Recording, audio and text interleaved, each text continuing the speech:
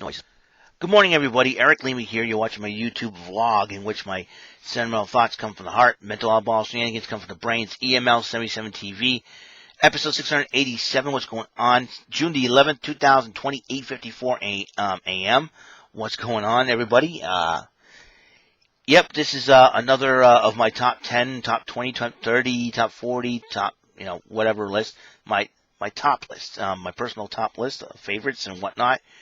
As you know, what happened on NXT last night in the Cruiserweight division changes a lot of things. As you know, El Hijo del Fantasma, El Hijo del Fantasma came out to address the NXT universe, the WWE universe, about his Cruiserweight win. But Drake Maverick came out and didn't mean to interrupt, and he said, "Congratulations to you. Now that everything is lifted off, I'd like to get another opportunity to title if you were willing to." So, and he goes, "Yeah, I'll accept your challenge." And the two masked guys came out, the two masked luchadors came out, and then all of a sudden, the two were standing back to back, and all of a sudden, Fantasma turned around and attacked Drake Maverick. All three jumped him, and then Drake Maverick told the two guys to take off their masks. It was Joaquin Wilde and Raul Mendoza. I was kind of shocked about that because I thought they were kidnapped. And then Fantasma took his mask off, and now he's known as Santos Escobar, the new Cruiserweight champion. So, I wonder how Jordan Devlin feels about it, since he was the Cruiserweight champion until he wasn't able to defend the title due to the whole pandemic thing, and travel has been banned from the United States, or to the United States as well, unfortunately, and to other countries as well because of the pandemic. And he decided to jump on Drake Maverick, and they all attacked him. So I'm sure Drake Maverick will be looking for retribution. Speaking of which, I have my personal top 10 favorite cruiserweights of all time. Two men I left out of the list because they went on to be bigger stars. That would be Chris Jericho and Eddie Guerrero. Chris Jericho was a cruiserweight champion in WCW, as was Eddie Guerrero. But they all went on to win more championships and become stars from all over the world. Eddie Guerrero won all the titles before he passed away in 2005, while Chris Jericho won every single time. Now he became the first. He was the first AEW World Heavyweight Champion in the new All Elite Wrestling, and he is now a bigger star over there. And he held the IWGP Intercontinental Championship as well, making him a 10-time Intercontinental Champion, and that's a record if you count the IWGP Intercontinental title.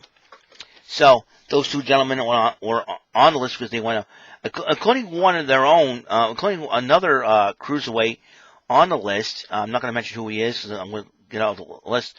I will explain why he's still on this list of my favorite cruiserweights of all time. So here we go. These are my top 10 personal favorite cruiserweights of all time. Cruiserweight wrestlers, some of the best out there. Number 10, I mentioned Drake Maverick.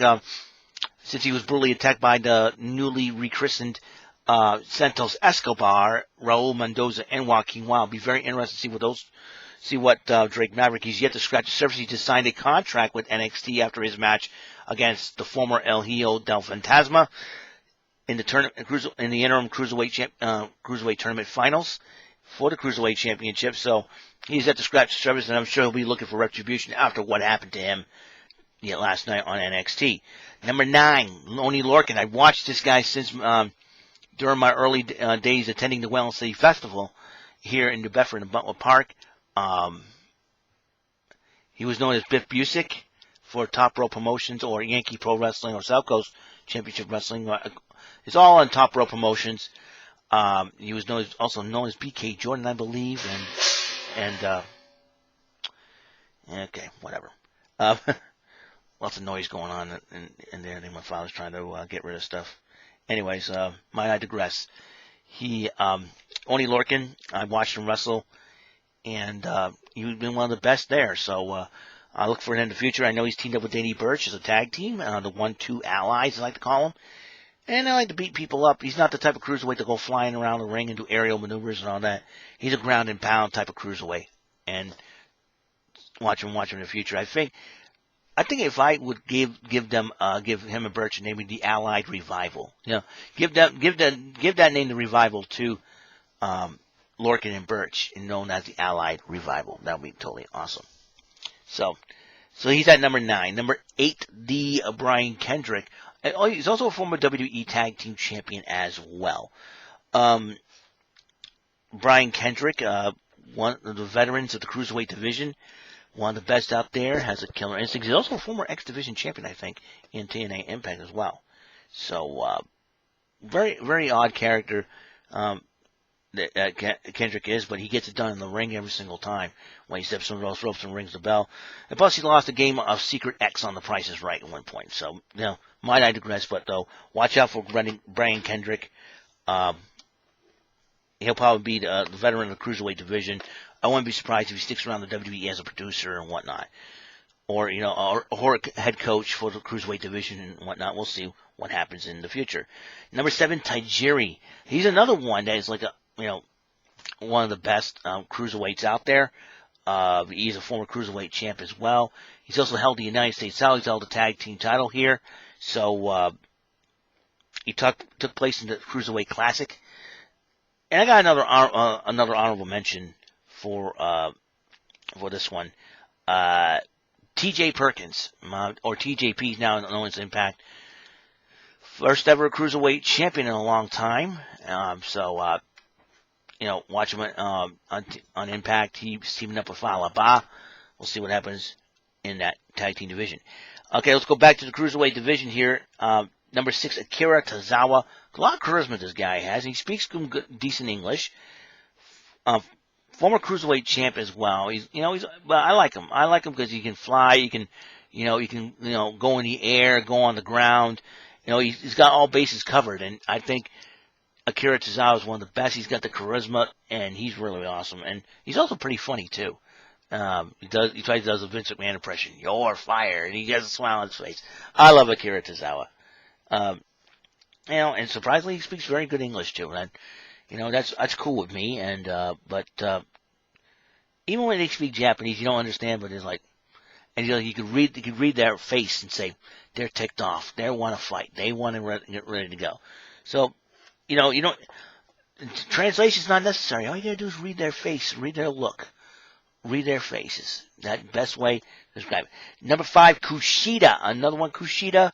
One of the best, and I'm sure he'll be one of the people that will back up Drake Maverick in his crusade against Santos Escobar, Joaquin Wilde, and Raul Mendoza. I personally believe that, Kushida is going to be a cruiserweight champion. He's held titles all across Japan. He comes here to the WWE. I see Kushida as a man with a huge opportunity. All right. Number 5, Taka. That's number 5. Number 4, Taka Michinoku. I'll tell you what. When the light heavyweight tournament started in 1997, I was I've heard of Taka Michinoku. He went all well in Japan, and then he was the light heavyweight champion, probably the longest reigning light heavyweight champion in the WWE at the time. And even during the Attitude Era, even when he joined forces with his Carmine Kaientai until he lost the title to Christian, who was debuting in 1998 as well. So, that's another guy, Christian, that's an honorable mention because he technically light heavyweights, cruiserweights, whatever. And Taka was one of the best, and he flies around the ring. He's fearless in the ring, and now he's doing a lot of coaching for Zack Sabre Jr. So in New Japan. So. Taka Michinoku could be a great teacher. We'll find out. Number 3, Jushin Thunder Liger. One of the best light heavyweight rivalries with Brian Pillman. The man's a legend in Japan, all over the place. And I believe he's inducted to the WWE Hall of Fame this year. The reason why the Hall of Fame has not happened because of the pandemic. So it's, I think SummerSlam, they're going to do it. So we'll see what happens. Jushin Thunder Liger, one of the best. He did compete in a WWE ring, though, against Tyler Breeze in NXT TakeOver Toronto, I believe. So that was an excellent matchup. Number 2, Rey Mysterio, still in the cruiserweight limit. That's why I put him on the list. He's held every single title, including the cruiserweight title in WCW, man. He's one of the best of what he does, and you got to give it up to Rey Mysterio, man. One of the best cruiserweights in the business today. One of the best light heavyweight wrestlers. He's held all the gold. He's Grand Slam champion and whatnot. Totally number one best. And